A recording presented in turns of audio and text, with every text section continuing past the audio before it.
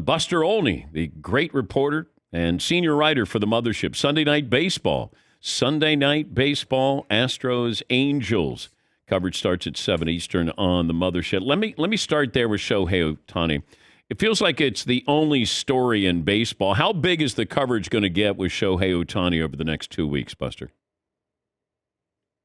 It is going to dominate the sport, where the question's going to be asked every day. Have you heard anything about the Angels putting the word out that they're ready to talk about Ohtani? Artie Moreno, in the end, in this decision, it's not going to be Perry Manassian, the general manager. You know this. I mean, it's going to be the owner, Artie Moreno, who said in spring training that he was not going to trade Ohtani as long as they were contending. Well, we're going into this 2-week period where they're going to be facing teams that they're chasing. They start out with the Astros, then they play the Yankees, and a few series later they play the Toronto Blue Jays, and then they face the Atlanta Braves before the trade deadline.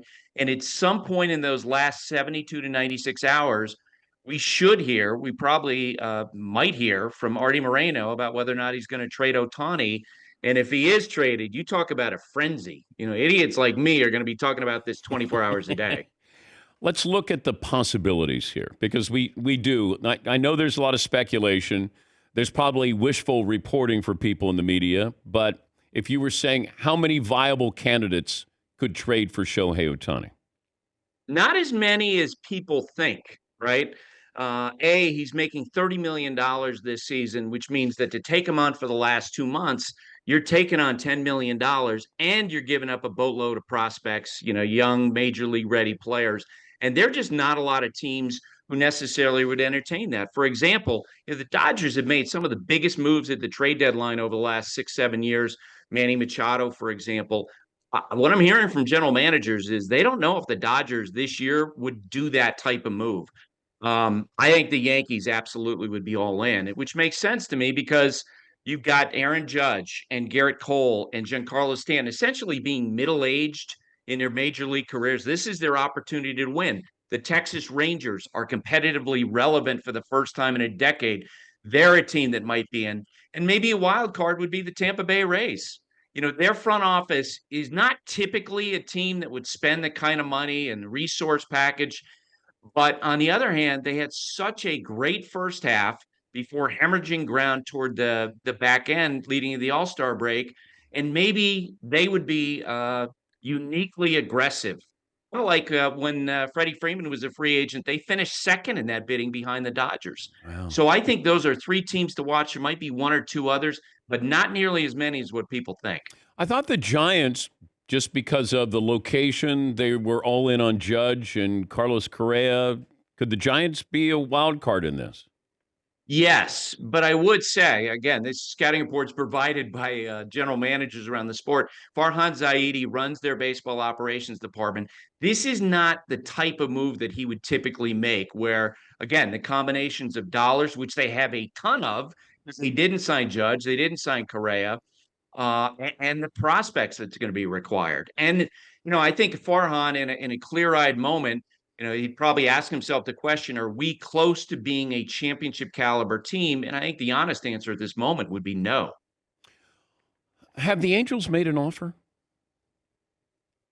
I don't know if they've actually put a number out there because, as the way this works is they essentially approach the agent and ask the question, are you ready to hear a number? Are you ready to negotiate? And they get fended off. Scott Boras has made a career of doing this. And I suspect that a similar conversation has taken place between the Angels and Ohtani's agent, Nez Balelo, sometime in the last 6 months. I asked this question in the last 48 hours. Hey, any sign of any last negotiation where the Angels go to Ohtani and say, look, we're ready to put a big number in front of you. Are you ready to hear that? And the answer I got back was no, which makes sense. I mean, he's this close to free agency of walking into this perfect storm of desperate big market bidders, Dodgers, Mets, Giants, you mentioned Mariners, maybe the Padres, maybe the Yankees. Why not play it out when you're this close to free agency? All right, I'm going to make you Artie Moreno. What do you do? And if I'm Artie Moreno, not sleeping, because on one hand, it's pretty clear that the best baseball move is to trade him to get the prospects back. But on the other hand, why do we know the name Harry Frazee? Only for one reason. He was the guy who delivered the singular talent out of Boston into the hands of the New York Yankees. If you're Artie Moreno, politically, with your fan base and maybe for your legacy, the easiest thing to do is to wait till the fall, give an offer to Ohtani. If he turns it down, and that's what people expect that he's going to do, then you're off the hook. If you deliver him out of town for prospects, that's going to be your legacy forever. It's why last summer, I think, when the front office of the Angels did its due diligence, they talked to other teams, they collected information, took it to Artie. From what I understand, Artie went crazy. Like he was furious that they entertained the idea of trading Ohtani. And my gut is that's where he lands in the end, especially. I mean, Ohtani's having the greatest season we've ever seen. He's on a pace at 56 homers, driving 125 runs, strike out 235 guys, and you're going to trade that guy in the middle of that season. For Artie, I think it's a lot more complicated than, hey, what's the prospect package we get?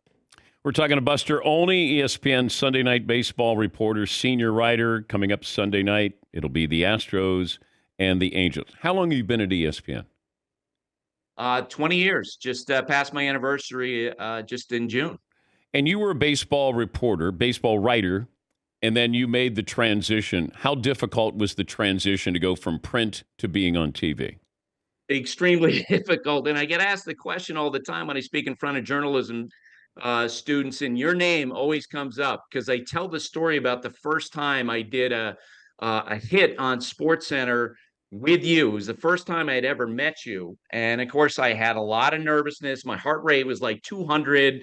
I get makeup for the first time to go in studio. And I walk in, and the stage manager put me in front of a camera, what's known as a single shot. And I was relieved because I had done that before, some familiar ground for me. And then the show goes to commercial, 60 seconds. And all of a sudden, 5 cameras and you come moving toward me. You got your great TV voice, your comfort level that I'll never have. And you're like, hey, Buster, how's it going? And all I'm thinking about is, oh my God, where am I supposed to look? And you were very funny because you're kind of chatty. And you're also like, it's very easy. You look at the jib and then you come back to me. And then you look at camera one, you give your answer, then you come back to me. And then you look back at the jib. Seconds. And I'm on air, and you asked me a question about Javi Lopez signing with the Orioles, and I forgot everything. I forgot who he was. I forgot what city he was going to play for. Forgot what position he was going to play. You've seen broadcast news, the flop set, scene. That was me with about 30 more seconds. Thank God they got me off air in time, and you ushered me out of the studio, I'm sure. And I was met by Chuck Solituro, who's this, great editor for ESPN for so many years. He met me and he said, don't worry about it. You'll figure it out. We got you for your information. And so in that time, I've been able to reduce my heart rate from like 280, it was in that moment, to now probably about 110. Yeah, it's tough being a talking hairdo, Buster. Oh, man. If you had to make a World Series pick today, who would it be? Whew.